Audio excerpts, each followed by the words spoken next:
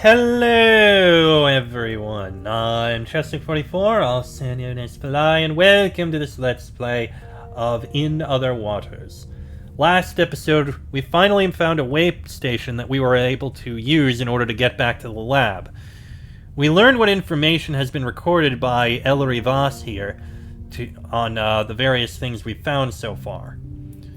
Interesting stuff, a lot of fungus that seems to be able to communicate with each other a bit. But with that looked at, it's time for us to head back out. We've got some samples we need to collect over here, and way out here is where Minay might be. There's something there. So let's head out and see what we can find.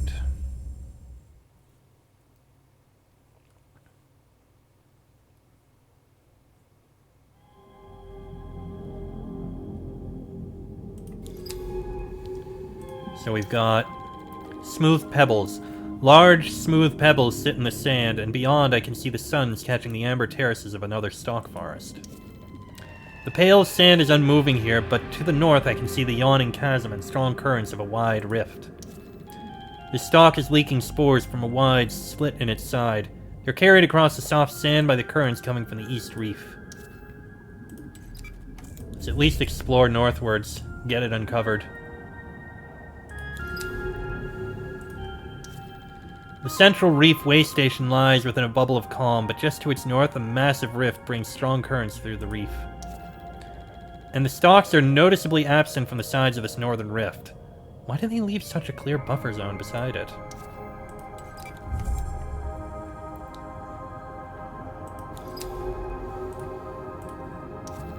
Outside of the shimmering perimeter of the western stalk forest, almost nothing lives or grows on this finger of the reef.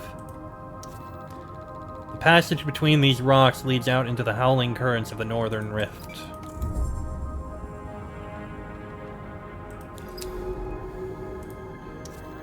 The northern rift is the largest of the cuts into the central reef. Crossing it without some way of navigating its currents would be suicide. Impressive. The split in the shelf is incredibly wide. And deep. Those currents would smash us against the rocks if we swam out into the flow. We're going to need better equipment if we want to cross that monster. Strong currents. Flecks of spores and other organic material whip past in the current, dragged into the dense stalk passages to in the west.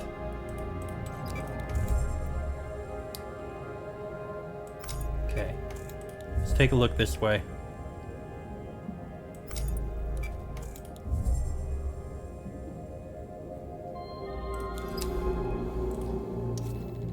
The pale strata of this rock tell an ancient story.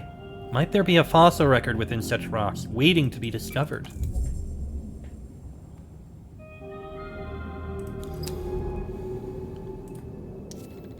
Were these rifts and canyons really carved by the currents, or are they violent fractures, now smoothed by erosion?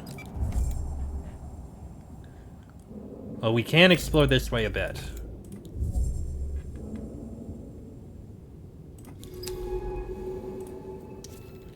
This feature rises steeply towards the jagged edge of the reef, splitting the strong currents like the head of an axe. In the shadow of these huge outcrops, this path leads towards the rift at the north edge of the reef and its fast-moving waters. This might be a dead end, but we might find something here.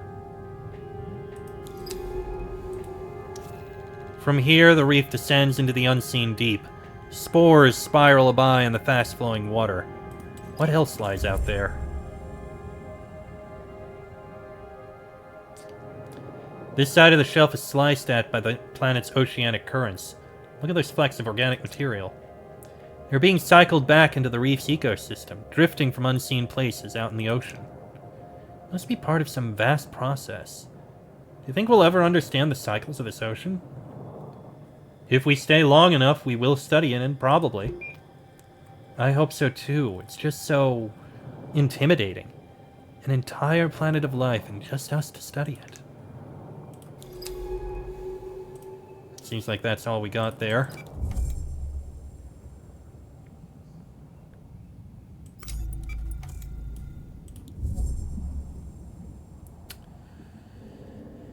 Okay, we can easily recharge our power after doing some exploring there, so I think we should.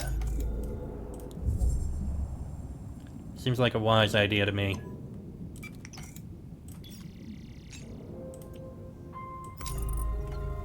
Alright, let's see if we can take a look over in this direction at anything.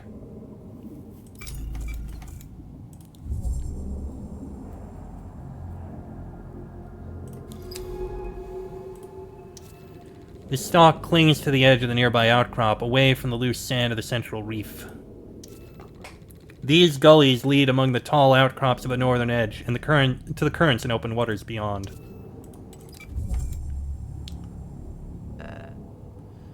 Well, we can take some samples. Shrill sacks. We've got a couple. I don't think we really need that many. I think 3 might be enough for us, for now, at least.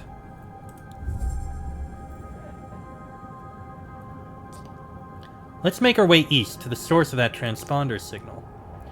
I don't know what to expect. If the transponder is Manet's, there's some history between us, but I haven't seen her in years. Not since...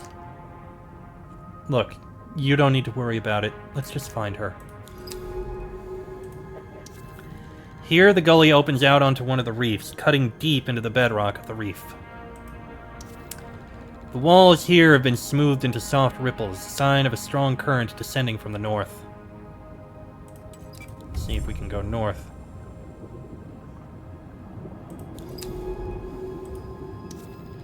These stalks block the gully, but also the strong currents behind. Even if we clear them, those currents will still block our passage. Let's try one of these. Current is too strong. So we can't go up that way.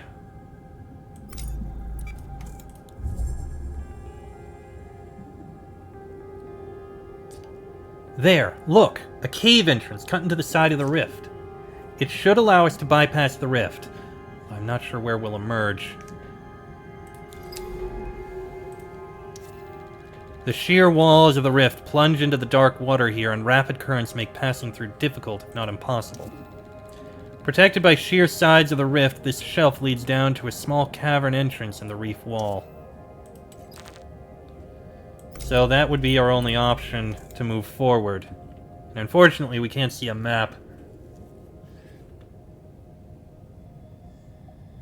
You know, I kind of want to see what's over to the west before we explore east.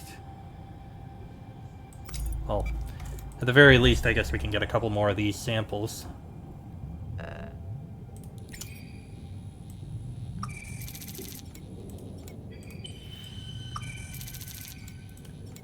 I mean, they might be needed in the future, who knows. Worst case scenario, we just used one of them.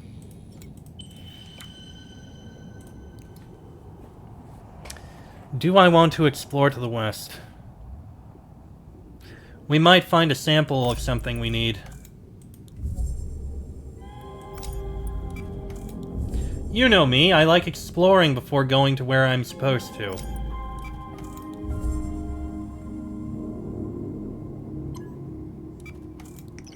Right, recharge our power, thank you.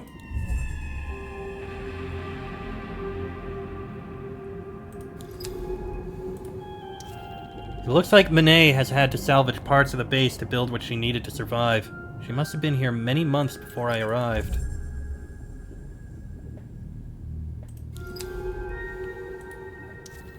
Some ruined equipment lies in the shelter of 2 boulders. An early way station site, perhaps? This western side of the finger becomes increasingly enclosed by rocky outcrops as it leads towards the shallower water. Okay, we've uncovered that one. And that just leads to there.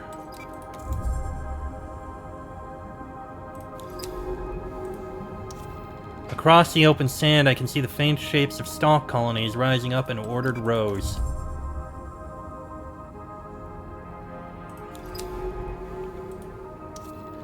At the edge of the strange terraces of this underwater forest, the stalk sits like a sentry, armed with a coating of bubbles. We've got plenty of those. Patterns of stalks stretch back into the distance, pathways and terraces of some unknown design. This must be the western stalk forest. We don't need to gather anything from this.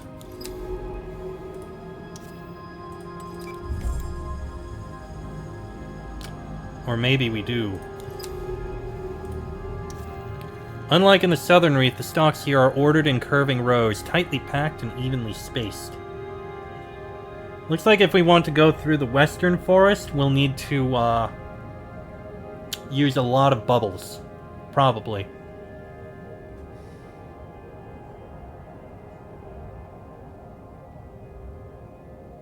I do want to scan it, so... I mean, it's worth it. We might find some useful information. Let's gather up some more of these bubbles. We're probably going to need a whole bunch of them.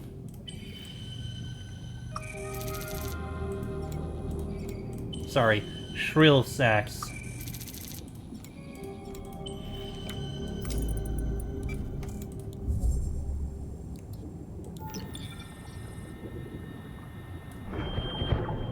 There we go.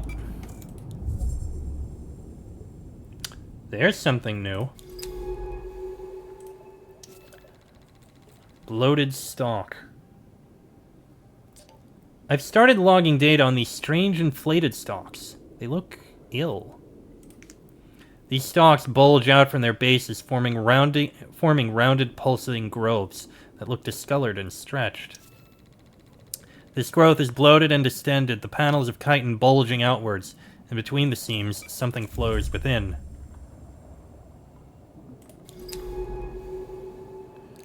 Well, we can gather up... Oh, I thought we could. To the west, the stalks spread in thick pathways, curving between strangely corroded stones.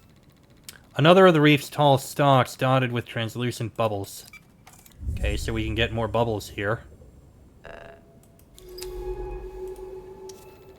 As they curve south, the stalks meet the rising wall of rock which shelters the southern reef.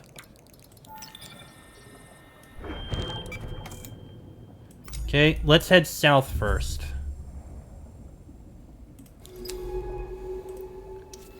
Between the rocks and the stalks, a thin sandy passage leads toward a clearing. Sat silently among the terraces, the stalk bristles with bubbles waiting to breach at the first sign of a predator. The rock behind this growth looks as if it has been melted.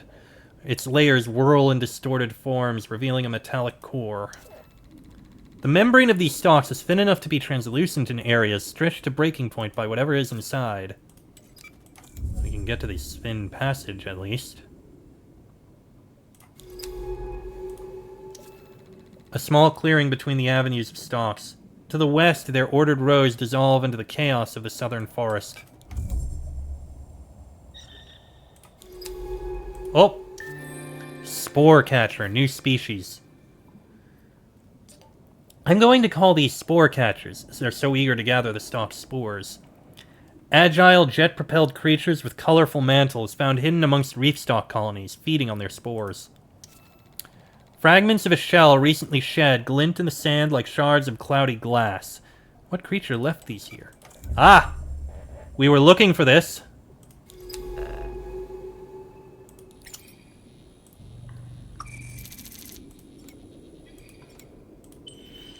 There we go. Clouded shell. A piece of a creature's shell with a cloud pattern.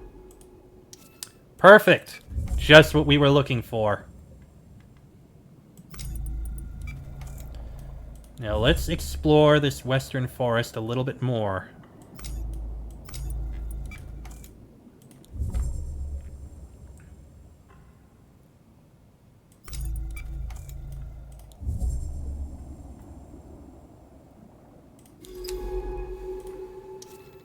The stalks seem to be growing around the bloated growths, isolating them from each other. What purpose does this serve? Well, if the bloated growths are ill, I can imagine reasons why.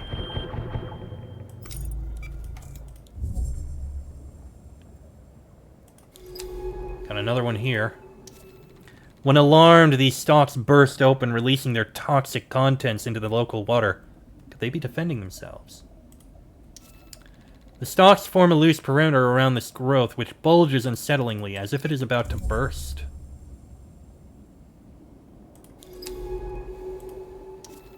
It would be easy to become lost in the complex patterns traced by these rows of stalks. I wonder where they lead. If these stalks are isolating the bloats, perhaps it is because they are dangerous to the colony itself. The pulsing, pumping rhythm of these stalks' contractions suggests that some process is happening inside of them. Oh, shit! Wait, sampling available.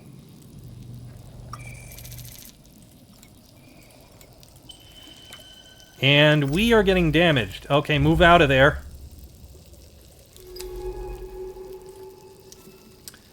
This stalk sits on top of the corroded husk of a boulder melted down into little more than a pebble.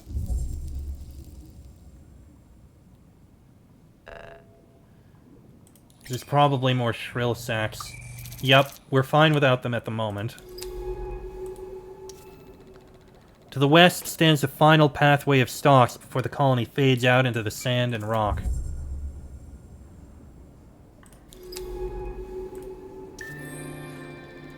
Reef bloat. Okay. That's enough data to log and classify these inflated stalks. I'm going to call them reef bloats. Large bloated stalks that burst easily, expelling the toxic microbes held inside their bodies. Their movements suggest unseen processes. They give us a lot of power, although it seems to cost us oxygen. These bloats pulse unnervingly, as if at any moment they might burst open, choking the water with a microbial cloud.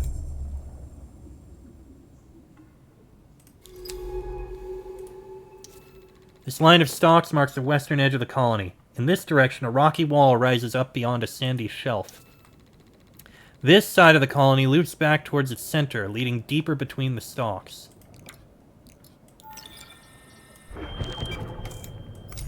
Okay. So if we head here... The western wall rises up towards the shallowest part of the reef, just meters below the surface of this planet-spanning ocean. Let's take a look down the stalk pathway. Some vein or root must run through the spot as the sand rumbles with unseen movements. Are all the bloats connected? The bloated stalks seem to be precisely spaced out between the stalks. Are we damaging this colony by disturbing them?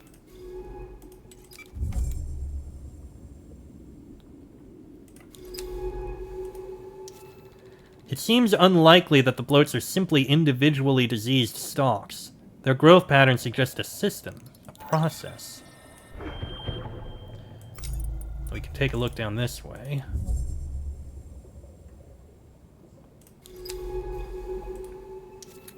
These bubble-skinned stalks keep their distances from the bloats, as if they know the danger they pose to the stalk colonies. We can go with another sample. Clearing these stalks is a delicate task, and I hope that their retraction is temporary and not some terminal state. First things first, let's get some more of these shrill sacs.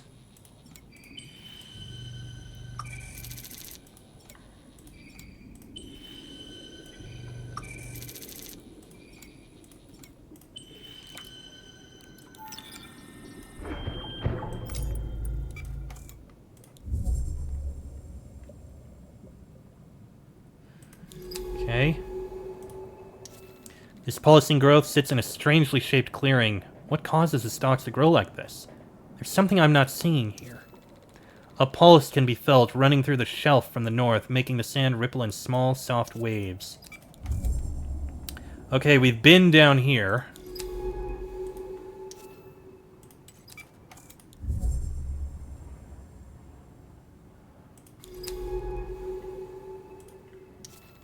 These curving avenues of stalks seem to mark a loose perimeter around each bloated growth. Why? I think it's fairly clear. They're doing this because the bloats are poisoned. That's my guess, anyway. Okay, and that seems to be the end there. So we can head further west.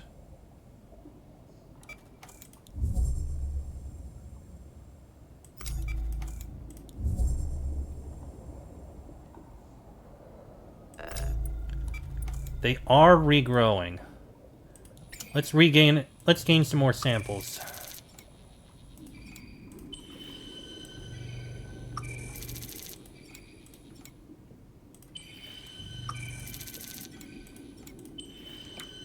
There we go. Moving on. There's only one direction we can go from here, and that's further west.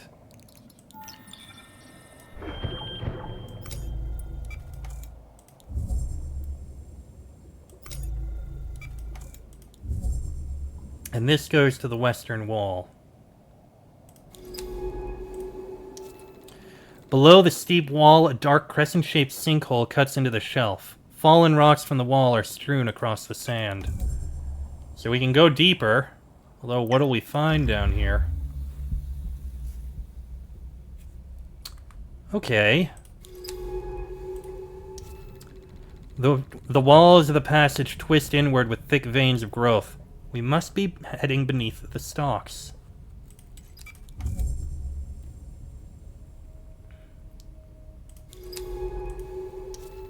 Thick, bloated roots poke through the rock wall and something pulses within them. This is a rare chance to sample the stalk root network. Ooh. We'll get something good out of this, I think. Fungal root. There we go. Bloat root. Bloated roots sampled from beneath the stalk root forest. Alright. This should be interesting. Looks like this is the only other thing we have down here, and we can't quite go anywhere else. Even though I see a path down there, we can't go there. Alright. Looks like from here, I don't think there's anything else. Nope. Time for us to get out of here. Of course, we need to use more of these. Unfortunately, we damaged one of them. Not a bad idea to get another sample, I think.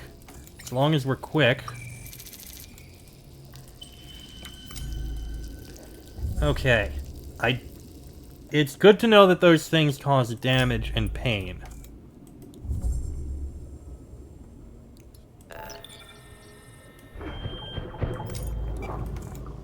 Okay, that one burst again.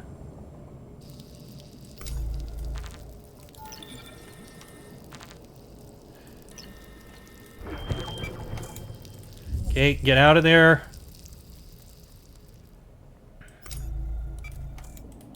Good, we managed to avoid that. Good, let's get another bunch of samples so that we can get out of here.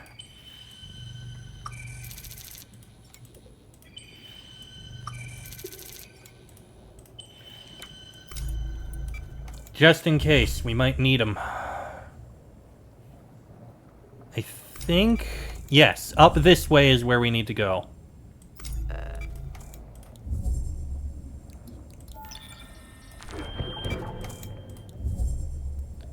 And now we can head back to base. Turn in these samples and learn more about the creatures here. Okay.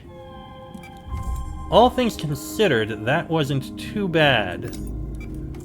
Power is starting to get down to 33%, which isn't that great. But we managed to do an exploration and learn a bit more about some of these things. Power and oxygen. Perfect. Link us up. We want a retrieval. We got samples to hand in.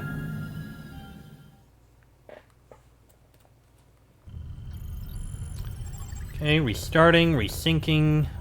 There we go. Okay, you're still up there. Let's put these samples in here. We're going to hold on to this spark colony just because of the fact that it has a lot of power. These have oxygen, and we might need them. I mean, we have sources of things, but still. We have some new taxonomy here. Myometia, the spore catcher. Spore catchers are small, soft-bodied creatures which move quickly through the water by using siphon jets.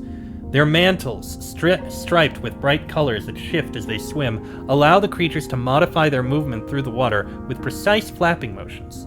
Watching them navigate the water is hypnotic, their rapid turns and loops showing incredible agility, flitting through the water like a bat or bird.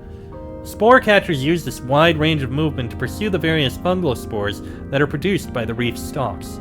The spore catchers seem to be highly selective about which spores they wish to consume, suggesting that analysis of the stalk spores might tell us more about the spore catcher's behavior and diet. Food sample analysis, egg sample analysis, and study completion required for that. And the reef bloat. Reef bloats are large bloated stalks that can be found at the western border of the reef. Intimidating in their size and distorted shape, they resemble inflated sporing mushrooms, covered in nodules of rampant fungal growth. Their membrane, which is stretched by the bloating process to an almost translucent sheen, is darker than a typical stalk, making the stalks themselves a shade of sickly orange. What role the bloats play in the reef stalk network is not immediately obvious, but their pulsing, pumping motion suggests that the bloats are either processing or producing the toxic microbes that are contained within their fragile membranes.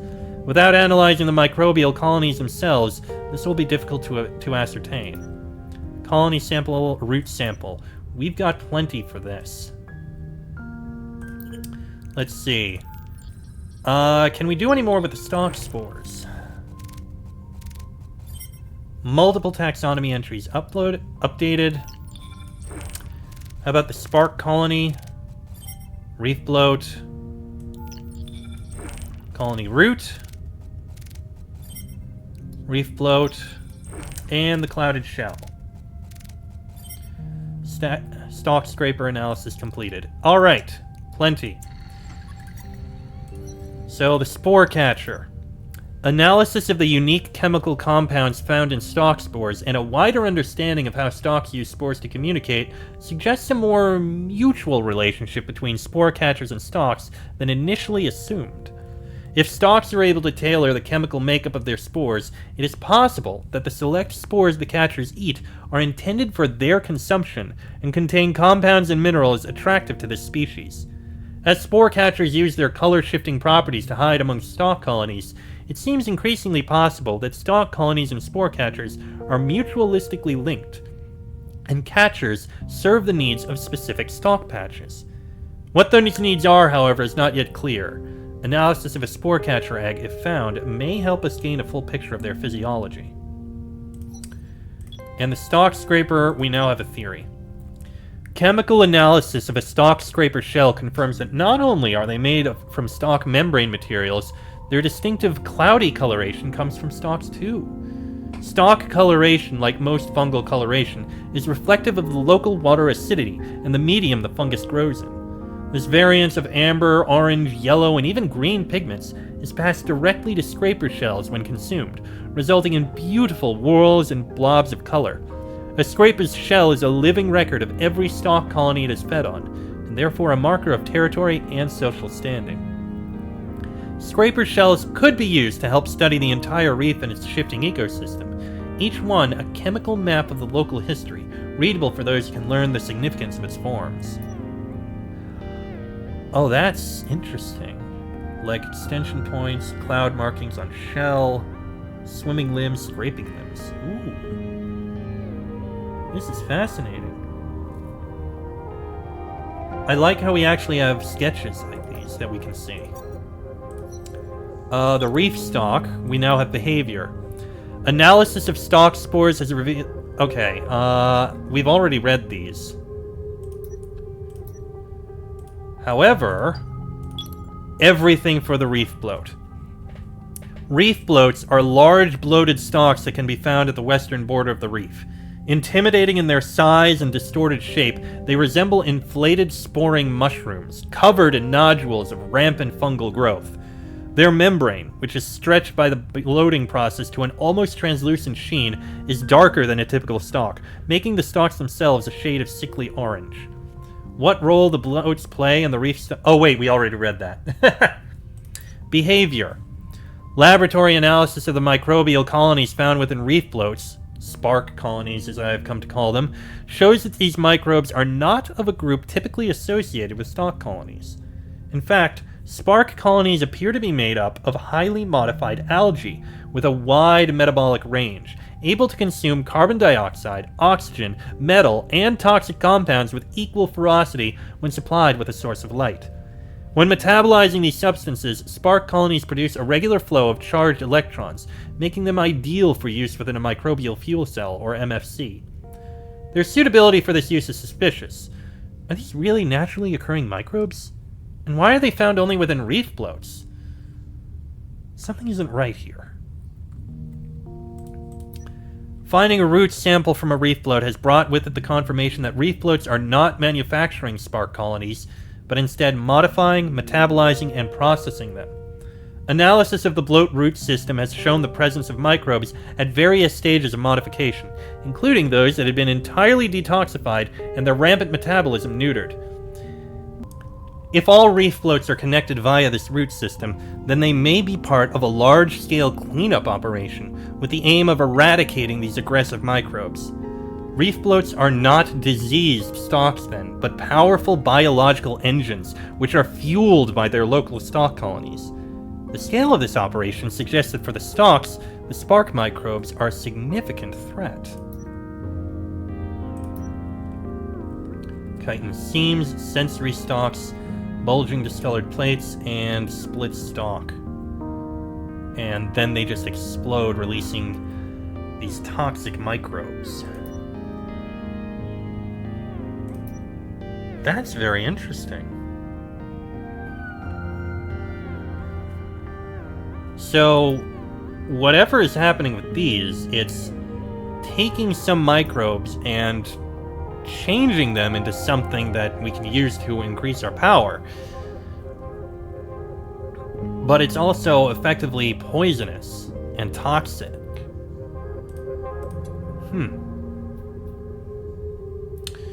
Well, either way, is there anything else we have here? Yes. Spore catcher egg. Spore catcher movement suggests they nest in the safety of the western stalk forest. I don't think we could have gone there. Unless there was something I missed.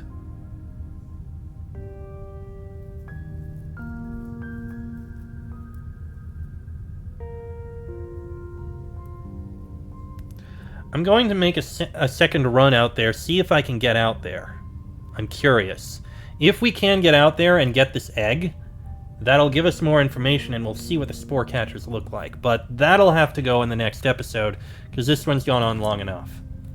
Till then, I am Chester44, also known as Fly. This has been a Let's Play of In Other Waters, and I shall see you all next time.